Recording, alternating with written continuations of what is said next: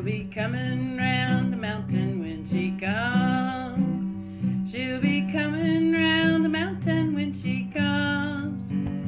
She'll be coming round the mountain. She'll be coming round the mountain. She'll be coming round the mountain when she comes. Shack Rouster. Shack Rouster loved his job. As the coal trains would roll by early before dawn, he'd walk up the row houses and knock on the wall closest to the path.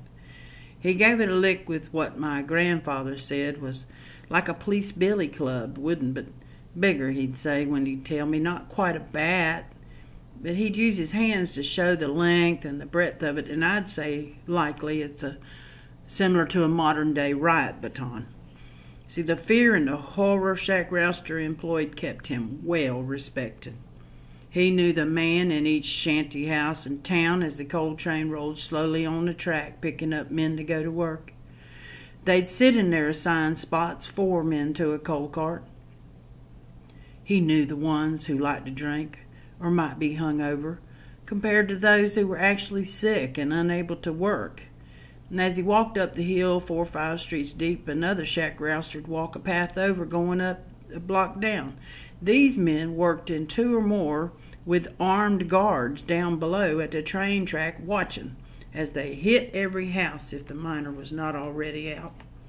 See, the women didn't like their children awoken by Mr. Shack Rouster. It frightened them. So she'd usually have her husband's lunch pail ready and he'd be out the house so her home wouldn't receive a lick.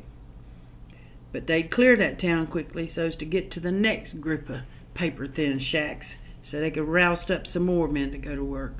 See, working in the coal mine started before dawn, and they worked until past sunset. It was Shack Rouster's job to know who was going and who stayed behind. Upon seeing so-and-so was not out on the train, he'd rap on the door and go in.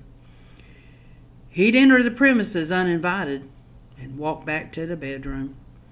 If the miner was still in the bed, Shack Rouster gave a warning whack to the foot of the bed frame to wake a man up, yep. Then he'd lay a hit on his head to give him something to think about. Yes, my grandfather said, to give that miner something to think about. See, grandfather was a child when he saw these things happening. He told me the miner who took a lick now had the day off to tend to his wound. And whatever ailment had kept him in bed to start with, for the most part, I was told very few ever braved to stay in the bed 2 days sick. They'd rise up a swollen place the size of an egg on the forehead of the man, and some received concussions. Shack Rouster didn't care if the man was sick or hungover. See, Shack Rouster's quota was getting that train loaded quickly with coal miners as it passed. The miners watched with shared dread when they'd see Shack Rouster go into any house a second time. The man may receive another day off with now a second knot on his head, but no one dared challenge the Shack Rouster. Martial law was on Cabin Creek and the miners were unarmed. Grandfather said not one man got up after 3 licks. He said some died the second day, and all died the third. Shack Rouster knew how to hit the man behind his ear and lift his skull up off his neck. The widows would clean up the brain matter that had been expended on the floor. She'd do her best to move on. Life was cheap in the coal mine, and Mr. Shack Rouster was a paid murderer. Commentary. Pawpaw, who was grandfather's father, lived under martial law during the Paint and Cabin Creek strikes and on to Blair Mountain. He saw and witnessed many, many things, and grandfather saw and witnessed many things. See, these people were called paid thugs. The coal company is who they answered to. Both the miner and Shack Rouster were employed by the coal owner to keep quotas for daily tonnage high. There was no sick leave 100 years ago, nor insurance or health care to get to a doctor, because the men who were underground were replaceable. The system didn't see them as worthy of any respect. Kind of reminds me of today. Anyway, I'd like to share that eviction was also Shack Rouster's job. The miners lived in little more than a shanty, and rouse means to get up or start moving. He delighted in destroying miners' belongings when he threw them out.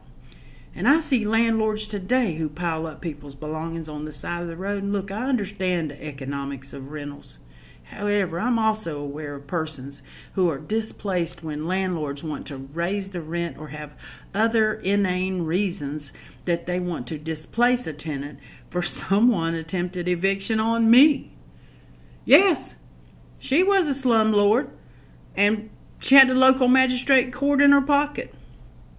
She did not prevail against me, but that is an experience I will share another time. I'm just sure glad Shack Rouster wasn't in her employ. I'd have to take a beating speaking to someone as if I was worthy of respect. See, Shack Rouster reminds me more today of the uncertainty that workers face with the skyrocketing cost of housing as we see it happening right before our eyes. I do these stories for the hope that there will come a time when America herself,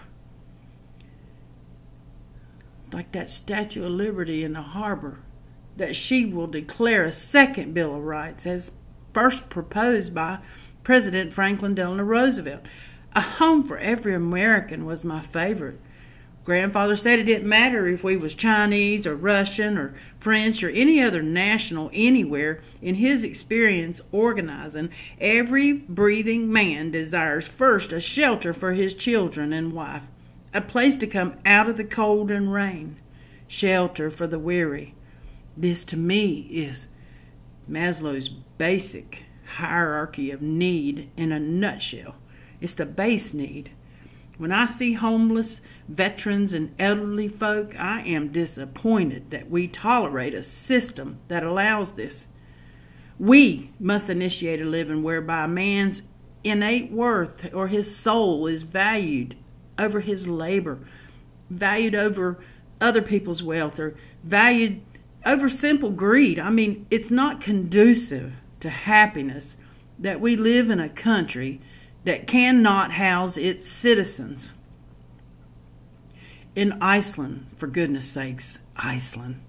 In 2008, when the mortgage crisis hit, the citizenry marched on the Capitol, declaring no one, not one of their fellow citizens, will be foreclosed on or threw out of their house.